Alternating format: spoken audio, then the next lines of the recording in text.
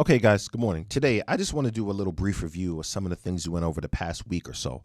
But I think that one thing I really need to touch bases on is these applications and application deadlines. Now, I know I'm always talking about when applications are due and deadlines, but I think it's very important for international students to understand that with you being an international student, your stuff is expected to be in earlier. So if you see deadlines of like January 5th or whatever date it is, you might want to have those in way before then. So let's say, for example, we have a senior who goes to, I don't know, Dubai Tech High School, for example. All right. He already figured out what he wants to study and the schools he wants. I think that it's even like right now, like August or September, this is the time where I think that he should be sending applications, really right now. And I'm going to tell you why.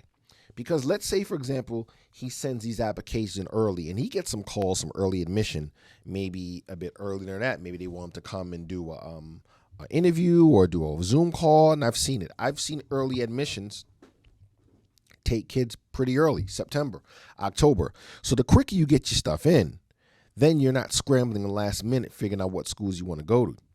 So this is why I say generally by the time you become like a junior or a senior, especially for international students, you want to start picking out what schools you think you want to go to. I say about 15 schools or so, 15, 20. I mean, these application fees do get a little bit expensive. Some schools actually waive these fees, but that's a whole nother story. Also, you want to see if your school is test optional. Do you have to take the SAT or the ACT? My personal recommendations, take them anyway. Take them anyway. Take the SATs. The SATs should be sufficient enough. Some people like the ACTs, but to be 100% honest, I'm familiar mostly with SATs. All right? Do you go to an English medium school? If you go to an English medium school, most likely you're not going to have to take an English placement test when you go to university in America. However, if you went to a school where English isn't the primary language, then you're looking at taking the TOEFL examination, the test of English for foreign language, or the IELTS exam. All right. America mostly uses TOEFL. I know a lot of schools accept IELTS, like in UK or Australia and some other places. But nevertheless, if you come to America, I would kind of look at the SATs. Now, do you have some sort of phobia of taking these tests? Of course you might. Most people do. It's not an easy test, and they can get a little tricky. So what I would say is that when you're looking for schools, look for some schools to see which are test optional and which aren't. It's very simple. See which is test optional and which isn't. So you could kind of go through and look at it from that level. So now, once you have all these things gathered, by the time July or August comes, you have the majority of your things together. Now, the other things that you have to be concerned about for an international student, number one, visas and things like that. Although we have quite a bit of international students that live and grew up in foreign countries, but however, they're going to go back home to go to school. We're not talking about those students. We're talking about students who need to have that student visa to come to America to study. So you want to do that early. I always think that it's always good to take an English refresher course. It's great. If you could afford it, take an English refresher course before you go overseas to study. Even if it's an online course or even some workshops, try to take something. The key to really learning is just repetition, repetition, repetition.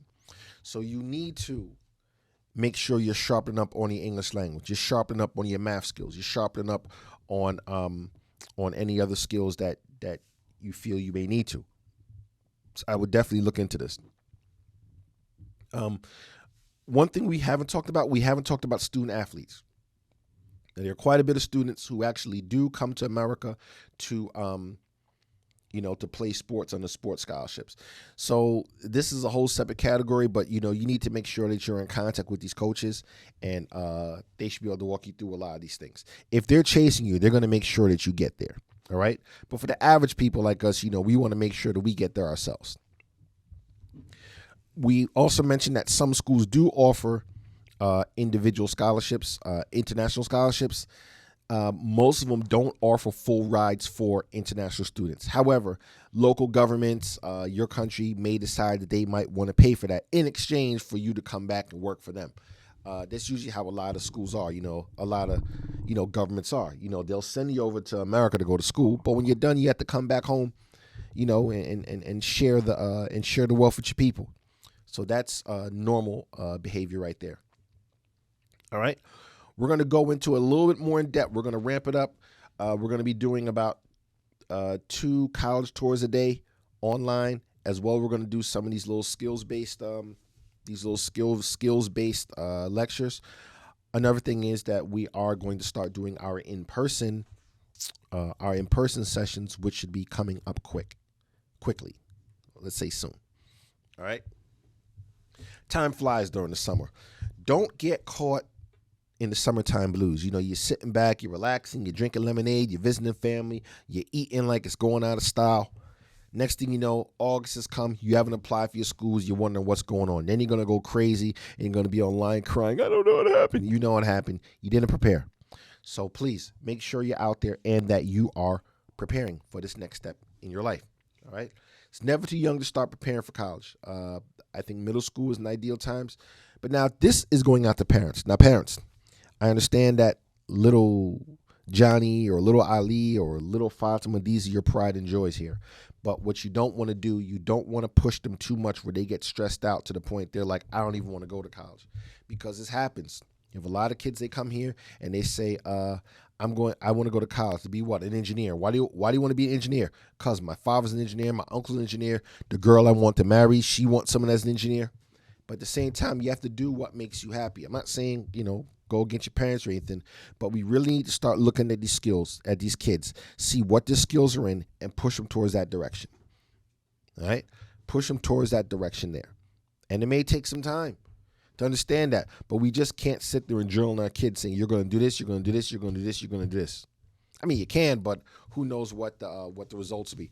So, we give strong suggestions, of course. We start talking about engineering and medicine. These are solid professions, that pay solid salaries. So, yeah, you, as a parent, I can understand you pushing the kid to that direction. But the one thing you don't want to do, you don't want to keep pushing them to the point where they just get totally turned off and they don't even want to participate anymore. All right. That's signing out. Comments, questions, short speeches, leave it in the dialogue below.